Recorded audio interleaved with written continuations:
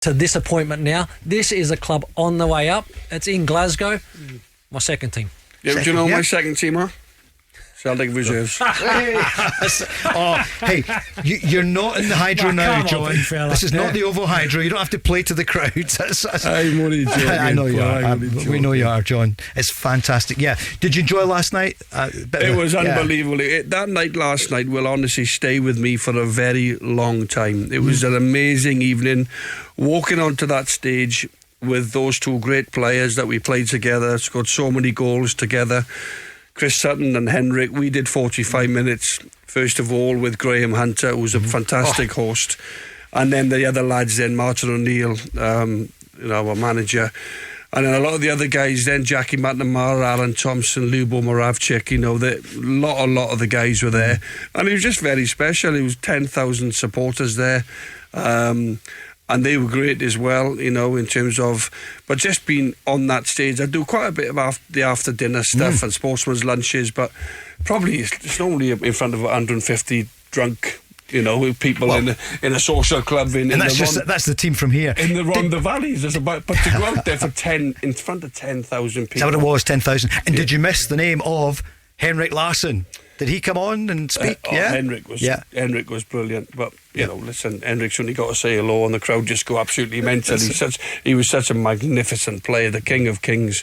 But no, he was funny as well, Henrik, and some of the stories, Chris, and just reminiscing back with Martin on the stage as well. But as I said, it was a really special evening for those group of players that hadn't sort of formed together for a number of years, and when it all comes back, it was emotional. It was really special. Was it? Yeah, it was emotional. A band of brothers, really, type of thing. Yeah, Stan Petrov was on there as well, and obviously Stan's had his his health problems. It was great to see him back to full health, and Martin was in great form. But no, for the fans that were there, I don't know whether they want to call in and let us know what type of night they felt it was.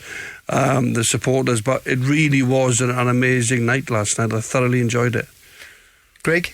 Yeah, no, look, those kind of nights when you're I guess meeting up with all your former teammates over a period of time, and there's nothing better. They're great moments, and obviously the I guess the appreciation of the supporters. You're saying over 10,000 or 10,000 there, which is a fantastic turnout.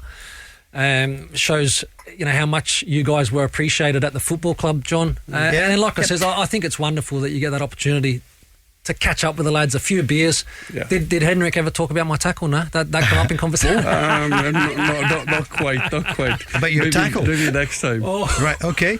And you put in a few on Henrik Larsson. And on Friday night, I was speaking to Jim White earlier today. He had a brilliant night with Graham Souness at the Armadillo. Yes. 2,500 people. And Ian Durant, I hear, was amazing. And a few others as well. Mark Haitley was on. And that was a big night.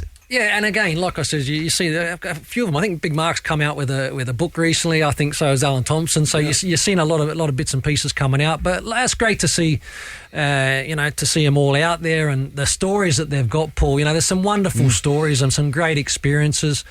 And I think the people that are going along to these kind of events and functions are really absorbing these stories and loving every minute of it. Here's a question. Have we got the same characters in the game now? It's dead easy to say, no, we don't have. We should look for them. Who are the ones that will be doing it in 5 to 10 years? Because when you think back, I suppose Seville was 2003. Rangers getting to the final as well, 2008. So that's 13 years ago. So just a thought. Yeah, who are the big characters just now? Characters in terms in terms of the presence on the thing, or the cheeky chappies and the storytellers? Well, Henrik Larsson, you called him the king of kings, but he was great in interviews, but he's not the most ebullient, is he? Henrik, as you say, he says hello and everyone goes, wow, it's Henrik Larsson. Characters are few and far between now, because social media has killed it, really, because everywhere you go you're getting filmed, and and things like this, and you walk down the street and people have their phones out and they're videoing, and you have a conversation with somebody now and you go deep into a conveation, they could be taping it. It's true. And somebody did with Sir Alex even. Well, you go. Yeah, so, you're right. It does hold characters back a little bit, Some of these big stars don't reply though when they get messages from other professionals. Craig Moore, tell us. I thought it was just a nice little tweet out there. I think I've seen something from Chris Sutton, and wished him a fantastic evening. Give my regards to John and Henrik. But I didn't get any feedback. It's difficult to reply to over nearly 400,000 followers, Paul. You know, There he goes. It's not easy, that one. I do my best.